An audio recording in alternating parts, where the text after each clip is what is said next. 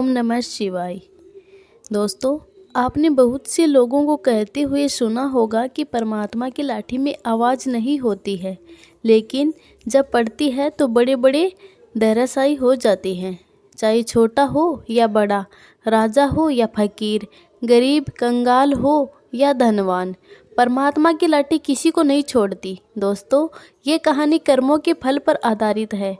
कहानी बड़ी ही महत्वपूर्ण और शिक्षाप्रद है, इसीलिए मेरा आपसे निवेदन है कि इस वीडियो को पूरा देखें और वीडियो के अंत तक हमारे साथ बने रहे। दोस्तों, इस कहानी का एक एक शब्द बहुत ही महत्वपूर्ण है, इसीलिए इस कहानी को बहुत ध्यान से सुने और पूरा सुने, क्योंकि कहानी सुनने में आपको बड़ा आनंद आने वाला है। दोस्तों, किसी गांव में एक किसान रहा करता था। उस किसान के 2 पुत्र थे। उनमें से एक का नाम था सोमदत्त और दूसरे बेटे का नाम था विष्णुदत्त। खेतीबाड़ी करते हुए उनके जो दिन थे वे बड़ी ही सुखपूर्वक व्यतीत हो रहे थे। सभी आराम चैन से रह रहे थे। एक दिन की बात है कि वह बूढ़ा किसान बहुत ज़्यादा बीमार पड़ गया और उसने अपने दोनों बेटों को अपने पास बुलाया और उनसे कहा, मेरे बच्चों, अब शायद मेरा अंतिम समय आ गया है। मैं चाहता हूँ कि मेरे मरने के बाद तुम दोनों भाई आपस में बड़ी ही सहमति के साथ मिलजुल कर रहो और सुख शांति के साथ अपनी ज़िंदगी गुजारो। मैंने बुरे वक्त के लिए कुछ अस्पियाँ इकट्ठी की थी, जिन्हें मैंने घर के पिछवाड़े में जो आम का पेड़ है उसी के नीचे ज़मीन में दबा रखा है। अब वे तुम्हारे काम आएगी। लेकिन मेरे बच्चों, तुम मुझसे वह वादा करो कि तुम ये दोनों आवश्यकता पड़ने पर ही उन्हें बाहर निकालो। वे दोनों कहने लगे, हम वादा करते हैं पिताजी, जैसा आप कहेंगे हम बिल्कुल वैसा करेंगे। इतना कहते ही बूढ़े किसान ने अपने प्राणों का त्याग कर दिया। धीरे धीरे समय व्यतीत होता गया। थोड़े समय के बाद ही उस बूढ़े किसान का अंतिम संस्कार कर दिया गया। लेकिन बड़े भाई विष्णुदत्त को अपने पिताजी के मरने का जरा भी दुख नहीं था। उसकी आंखों के सामने तो सिर्फ अस्पियाँ ही घूम रही थी। उस रात को विष्णुदत्त को नींद नहीं आ रही थी। वह बार बार करवट बदल रहा था। आधी रात के बाद सुबह होने से पहले ही वह उठकर बैठ गया और विचार करने लगा। अपने मन में सोचने लगा कि सोमदत्त से उठने से पहले मुझे अपना काम पूरा कर लेना चाहिए, वरना फिर कभी ऐसा मौका दोबारा नहीं मिलेगा। यही सोचकर उसने अपनी कुदाल उठाई और घर के पिछवाड़े उसी पेड़ के पास जाकर पहुंच गया, जहां पर उसके पिताजी ने अस्पियाँ जमीन में गाड़ रखी थी। कुछ ही क्षणों में उसने ज़मीन खोदकर वहाँ से अस्पियाँ बाहर निकाल ली। अस्पियाँ देखकर वह बहुत खुश हुआ और कहने लगा, वाह, इतनी सारी अस्पियाँ! अब लगता है मुझे ज़िंदगी में कभी भी किसी चीज़ की कमी नहीं रहेगी। उसने तुरंत ही वह अस्पियाँ गड़ा, थैले में डाली और दूसरे पेड़ के नीचे जाकर फिर ज़मीन के अंदर गाड़ दी। फिर आराम से घर पहुंचकर अपने उसी स्थान पर जाकर दोबारा लेट गया। जब सुबह हुई तो छोटा भाई सोमदत्त अपने बड़े भाई विष्णुदत्त को ज़ोर ज़ोर से आवाज़ देकर जगा रहा था और कह रहा था, भैया भैया जल्दी उठो, गजब हो गया। मेरे घर के पिछवाड़े में आम के पेड़ के नीचे ज़मीन खुदी हुई पड़ी है। भैया, वहाँ से सारी अस्पियाँ भी गायब है। मुझे लगता है कि कोई चोर हमारी सारी अस्पियों की चोरी करके भाग गया है। विष्णुदत्त कहने लगा, क्या बोल रहा है मूर्ख, चल मैं देखता हूँ। जब दोनों भाई उस जगह पर पहुँचे तो सच में वह ज़मीन खुदी हुई पड़ी थी। छोटे भाई सोमदत्त ने कहा, अब क्या करें भैया, मेरे विचार से हमें पहले थाने में जाकर सूचना देनी चाहिए। विष्णुदत्त कहने लगा, ठहरो सोमदत्त, जाने की कोई ज़रूरत नहीं है। सोमदत्त ने पूछा, लेकिन क्यों भैया? विष्णुदत्त ने कहा, मैं अच्छी तरह जानता हूँ कि चोर कौन है जिसने दबी हुई अस्पियाँ बाहर निकाली है। सोमदत्त चौंक गया और पूछने लगा, भैया क्या आप जानते हो कि वह कौन है? विष्णुदत्त कहने लगा, तुम जानना चाहते हो तो सुनो, वह चोर तुम ही हो। ये सुनकर सोमदत्त बोला, भैया ये आप क्या कह रहे हो? नहीं भैया, मैं चोरी नहीं किया हूँ, मैंने कोई चोरी नहीं की है। विष्णुदत्त कहने लगा, फालतू बोलो मत, तुम्हारे और मेरे अलावा इन अस्पियों के बारे में दूसरा कोई व्यक्ति जानता ही नहीं था, तो इसीलिए ये बात साफ है कि तुम अकेले ही सारी अस्पियाँ हड़पना चाहते हो। सोमदत्त ने ये सुनकर कहा, आप ऐसा मत कहो भैया, मैं सच कहता हूँ कि मैंने कोई अस्पी नहीं चुराई है, मैं कुछ नहीं जानता। विष्णुदत्त कहने लगा, तो तुम मुझे वो अस्पियाँ लौटा दो, नहीं तो मैं तुम्हें इस घर के दरवाजे अपने लिए हमेशा हमेशा के लिए बंद समझो। सोमदत्त उदास होकर बोला, ठीक है भैया, यदि आपको मेरी बात पर विश्वास नहीं है तो मैं ये घर क्या ये गांव छोड़कर चला जाऊंगा। सोमदत्त दुखी मन से तुरंत ही वहाँ से निकल पड़ा और सोचने लगा कि सच्चाई जाने बिना ही बड़े भैया ने मेरे साथ ऐसा सुलूक क्यों किया। अब बदनाम होने से अच्छा है कि मैं गांव छोड़कर ही चला जाऊं। वह सोचकर चला गया, जबकि घर पर बैठा विष्णुदत्त बड़े आराम से यही विचार कर रहा था कि वाह है, कितनी आसानी से ये कांटा अपने आप ही निकल गया। अब सारी अस्पियाँ सिर्फ मेरी ही है, मेरे अलावा और किसी को इनमें बांटना नहीं पड़ेगा। दूसरी तरफ वहाँ उसका छोटा भाई सोमदत्त बड़े ही दुखी मन से चलता ही जा रहा था। चलते चलते उसके मन में कई तरह के विचार उत्पन्न हो रहे थे। उसके मन में एक विचार आया कि कहीं भैया ने सारा धन हटाने के लिए कोई चाल तो नहीं चली है। वह अपने विचारों में खोया हुआ लगातार चलता ही जा रहा था कि तभी वह एक बड़ी ही सी चट्टान के ऊपर जाकर बैठ गया। अब रात हो चुकी थी और चारों ओर घना अंधेरा छाया हुआ था। उलझन में पड़ा सोमदत्त सारी बातें सोच ही रहा था कि तभी उसके कानों में कुछ आवाज़ आई, ये तुम्हारे और वह तुम्हारे। वह सोचने लगा, कैसी आवाज़? सच्चाई जानने के लिए सोमदत्त नीचे की ओर झुका। उसने देखा कि दो आदमी वहाँ पर बैठे हुए थे और वे दोनों आपस में किसी तरह के धन का बंटवारा कर रहे थे। सोमदत्त को यह समझने में बिल्कुल देर न लगी कि ये दोनों चोर हैं और ये दोनों चोरी का माल आपस में बंटवारा कर रहे हैं। तभी अचानक से सोमदत्त का पैर फिसल गया और वह उन चोरों के बीच में जाकर धड़ाम से गिर पड़ा। अंधेरा होने के कारण चोरों को कुछ भी दिखाई नहीं दिया। वे डर के मारे भागने लगे और कहने लगे, भागो भागो भाई, यहाँ से लगता है कि ये राजा का कोई गुप्तचर या फिर उनका कोई सिपाही है जो हम सभी लोगों को पीछा कर रहा है। भागो। चोरों ने अपना चोरी का माल वहाँ छोड़कर भाग निकले। जब सोमदत्त की नज़र उन चीज़ों पर पड़ी तो वह मन ही मन बहुत प्रसन्न हुआ, लेकिन तभी उसके मन में एक दूसरा विचार आया कि यदि ये मुद्राएं चोरी की है तो इन्हें साथ में ले जाना बिल्कुल ठीक नहीं होगा। इसीलिए वह सोचकर बोला, इन्हें यहीं पर गाड़ देता हूँ और ज़रूरत पड़ने पर मैं इन्हें ले जाऊँगा। यही विचार करके सोमदत्त ने सारी मुद्राएं एक पेड़ के नीचे गाड़ दी और रात भर वहीं पर रहा। सुबह अपने रास्ते पर चल पड़ा। दोपहर होते होते वह एक जंगल से गुजरा। तभी कुछ लुटेरे आए और उसे घेर लिया। लुटेरों के सरदार ने उससे कहा, खबरदार, जो कुछ भी तुम्हारे पास है वह निकाल कर हमें दे दो, नहीं तो हम तुम्हें जान से मार देंगे। सोमदत्त ने कहा, भाइयों, मैं तो खुद ही मुसीबत में हूँ, मेरे पास धन कहाँ से आएगा। लुटेरों के सरदार ने कहा, यह झूठ बोल रहा है, इसकी तलाशी लो। तलाश करने पर भी उन्हें सोमदत्त के पास कोई वस्तु नहीं मिली। तब सरदार क्रोध से चिल्लाया और बोला, कोई बात नहीं, यदि इसके पास पैसे नहीं है तो ये भी हमारे काम आएगा, इसे अपने अड्डे पर ले चलो, देवी माँ को इसकी बलि चढ़ाई जाएगी। ये बात सुनकर सोमदत्त के होश उड़ गए। वह सोचने लगा कि एक तरफ मैं मुसीबत का मारा हूँ और अब कहाँ जाकर इन डाकुओं के चंगुल में पड़ गया, इससे बड़ी मुसीबत और क्या होगी। डाकुओं ने सोमदत्त को उठाकर अपने अड्डे पर ले गए, परंतु उनके अड्डे तक पहुंचते पहुंचते सोमदत्त को एक उपाय सूझ ही गया। अड्डे पर पहुंचने के बाद उसने डाकुओं के सरदार से कहा, अगर तुम मुझे अपने दल में शामिल कर लोगे तो मैं तुम्हें 4000 स्वर्ण मुद्राओं का पता बता सकता हूँ।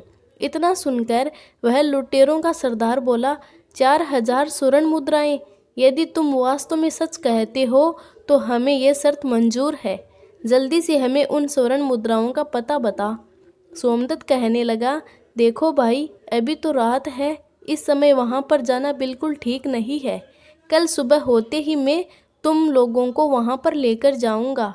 लुटेरों का सरदार कहने लगा, ठीक है, लेकिन खबरदार, हमारे साथ कोई भी चालाकी करने की कोशिश बिल्कुल मत करना, वरना तुम जानते हो इसका क्या परिणाम होगा। तुमसे जो भी होगा वह तुम सह नहीं पाओगे, इसीलिए सोच समझकर मुझसे कोई बात करना। सोमदत्त बोला, निश्चित रहो सरदार, मैं तुमसे कोई धोखा नहीं करूँगा। अगली सुबह होते ही सोमदत्त उन लुटेरों को उसी जगह पर लेकर गया जहां उसने सोने की मुद्राएं जमीन में दबाई हुई थी। सरदार के आदेश पर तुरंत ही उसके आदमियों ने उस जगह को खोदा और शीघ्र ही स्वर्ण मुद्राएं उसके सामने थी। स्वर्ण मुद्राएं देखकर उन लुटेरों के सब आदमी बहुत प्रसन्न हुए। उन्होंने स्वर्ण मुद्राएं अपनी थैली में भरकर अपने अड्डे की ओर चल पड़े, परंतु सोमदत्त के दिमाग में अभी भी कोई दूसरी योजना चल रही थी। वह विचार कर रहा था कि ये स्वर्ण मुद्राएं एक तरह से तो मेरे काम आ ही गई, लेकिन मैं जल्दी ही इनकी मौत का कारण बन जाऊंगा। इस घटना के बाद सोमदत्त उन लुटेरों के गिरोह के साथ ही रहने लगा। वह लुटेरों के सरदार का सबसे विश्वास पात्र व्यक्ति बन चुका था। कुछ समय के बाद सोमदत्त ने उस लुटेरों के सरदार से कहा, सरदार, मैं एक हफ्ते के लिए अपने घर जाना चाहता हूँ।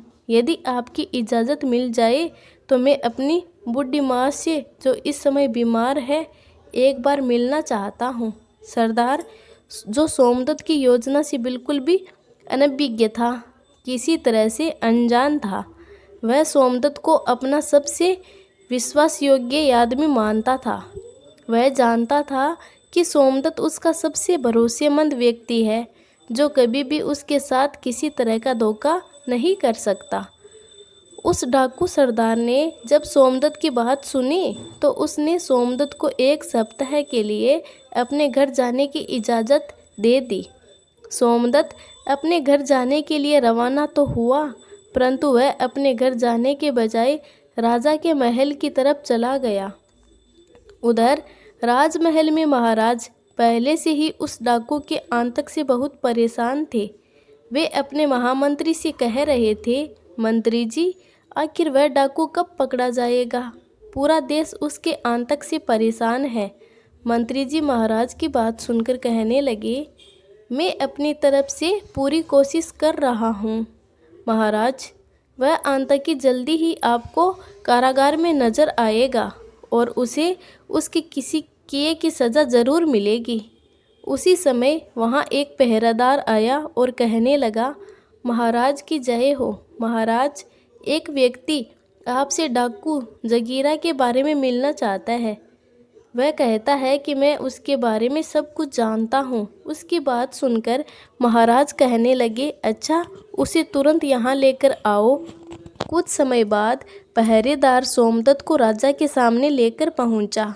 सोमदत्त राजा से कहने लगा, महाराज को मेरा प्रणाम, मेरा नाम सोमदत्त है। राजा बोले, कहो नौजवान, तुम जगीरा के बारे में क्या जानते हो? उसके बारे में जो कुछ भी जानकारी है वह सब मुझे बताओ। सोमदत्त बोला, महाराज, मुझे क्षमा करें, मैं आपसे ये बात एकांत में करना चाहता हूँ। मंत्री ने कहा, दुष्ट, क्या तुम जानते नहीं कि यहाँ राजा के सम्मानित और विश्वास पात्र व्यक्ति मौजूद है? जो कहना है सबके सामने कहो। राजा बोले, ठहरिए महामंत्री जी, यदि ये हमसे एकांत में बात करना चाहता है तो हम एकांत में ही बात करेंगे। आप लोग यहाँ से जाइए।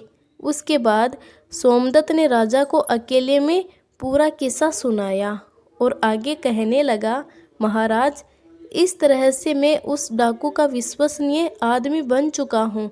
अब मैंने उसे अपने जाल में फंसा लिया है। बस अब मुझे उसे और उसके साथियों को पकड़ने के लिए आपकी सहायता की आवश्यकता है। राजा बोले, बहुत खूब नौजवान, तुम्हारी चतुराई और साहस से मैं बहुत प्रसन्न हूँ। उन भयानक डाकुओं को पकड़ने के लिए जो भी सहयोग चाहिए वह मुझसे बेझिझक कहो। सोमदत्त बोला, महाराज, परसों रात को आप कम से कम 1000 सिपाहियों को मेरे साथ भेज दीजिए। मैं उन्हें डाकुओं के अड्डे तक ले जाऊंगा, जहां सैनिक उन डाकुओं पर आक्रमण कर उन्हें गिरफ्तार कर लेंगे। राजा बोले, बिल्कुल ठीक है नौजवान, तुम्हारी सलाह उचित है। मैं इसे मानने के लिए तैयार हूँ। तो तय रहा कि हम परसों रात को सैनिकों को तुम्हारे साथ भेजेंगे। तब तक तुम यहीं राजमहल में हमारी शाही मेहमान बनकर रहो। 2 दिन बाद सोमदत्त अपनी योजना के अनुसार सैनिकों को लेकर डाकुओं के अड्डे पर पहुंचा। सैनिकों की टुकड़ी ने उन डाकुओं पर आक्रमण कर दिया। कुछ ही समय में सभी डाकू गिरफ्तार कर लिए गए, कुछ मारे भी गए और जो बचे हुए थे उन्हें महाराज के सामने पेश किया गया। वहां सोमदत्त को देखकर डाकुओं का सरदार मन ही मन सोचने लगा, ओ है, कितना बड़ा धोखा हो गया। मैंने जिस पर विश्वास किया उसी ने विश्वासघात किया। सोमदत्त ने हमें कहीं का नहीं छोड़ा। अगले दिन दरबार में सभी दरबारियों और मंत्रियों से विचार विमर्श के बाद राजा ने आदेश दिया, इन सभी खूनी दरिंदों को हम सजाए मौत देते हैं, क्योंकि इन्होंने किसी पर दया नहीं दिखाई। सैनिकों, इन्हें ले जाओ और अगली अमावस्या के दिन फांसी पर लटका देना। इसके बाद राजा बोले, सोमदत्त, तुम्हारी बहादुरी से मैं बहुत प्रसन्न हूँ।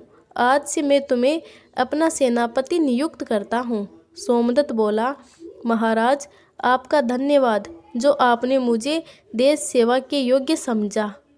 उधर दूसरी ओर सोमदत्त का बड़ा भाई विष्णुदत्त अपने पिता की मेहनत की कमाई को बुरे कामों में बर्बाद कर रहा था। वह जुए और शराब का आदी बन चुका था।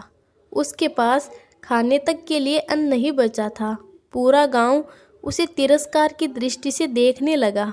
उसने सोचा, भूखों मरने से अच्छा है कि किसी दूसरे गांव जाकर कोई काम धंधा ढूंढ लो। वह अपने घर से निकल पड़ा और उसी राज्य में पहुंचा जहां उसका भाई सोमदत्त सेनापति था। विष्णुदत्त एक सेठ की दुकान पर गया और बोला, सेठ जी, क्या मुझे कोई काम मिलेगा? सेठ ने कहा, अरे भाई, तुम्हारा चेहरा ही चोर जैसा लगता है, तुम्हें कौन काम देगा, जाओ यहाँ से। विष्णुदत्त सोचने लगा, ईमानदारी से शायद मुझे कोई काम नहीं मिलेगा, अब तो पेट पालने के लिए चोरी ही करनी पड़ेगी। तभी उसकी नज़र सेठ के पास रखी थैली पर पड़ी, जो स्वर्ण मुद्राओं से भरी थी। उसने थैली उठाई और भाग निकला। सेठ चिल्लाया, चोर चोर, लेकिन विष्णुदत्त भाग निकला। लोग उसके पीछे दौड़े पर पकड़ न सके। इधर सेनापति बन चुका सोमदत्त बड़ी ईमानदारी से अपने कर्तव्यों का पालन कर रहा था। एक दिन महाराज ने उसे बुलाया और कहा, सोमदत्त, तुम बहादुर और बुद्धिमान हो। मैं चाहता हूँ कि मेरी बेटी से तुम्हारा विवाह हो जाए। क्या तुम तैयार हो? सोमदत्त बोला, यदि ये आपकी इच्छा है तो मुझे स्वीकार है। कुछ ही दिनों में शुभ मुहूर्त देखकर राजा की बेटी और सोमदत्त का विवाह कर दिया गया। कुछ समय बाद महाराज ने कहा, बेटा सोमदत्त, अब मैं बूढ़ा हो गया हूँ, इसीलिए राज्य की बागडोर अब तुम संभालो। अगले ही दिन सोमदत्त का राज तिलक कर दिया गया। महाराज तीर्थ यात्रा पर निकल गए। कुछ महीने बीते और तभी राज्य में सबसे बड़ी समस्या आई विष्णुदत्त नामक एक खतरनाक चोर की, जो उसी राजा सोमदत्त का सगा भाई था। सैनिकों ने बहुत प्रयास किया पर वह पकड़ में नहीं आया। वह जंगल में एक पेड़ के खोखले में रहता था। एक रात विष्णुदत्त सोच रहा था, क्यों न राजा के खजाने पर हाथ साफ कर दूं।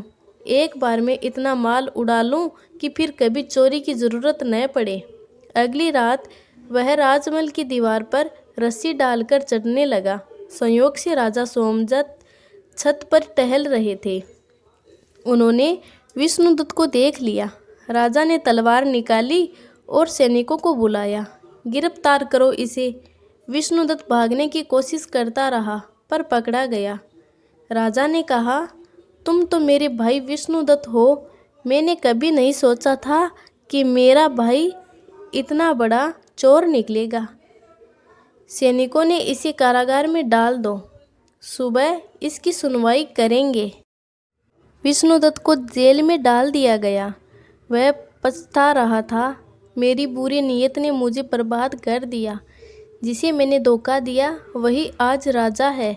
अगले दिन दरबार में पेश किया गया। राजा बोले, विष्णुदत्त, तुम्हारे अपराध प्रमाणित हो चुके हैं, क्या कहना है?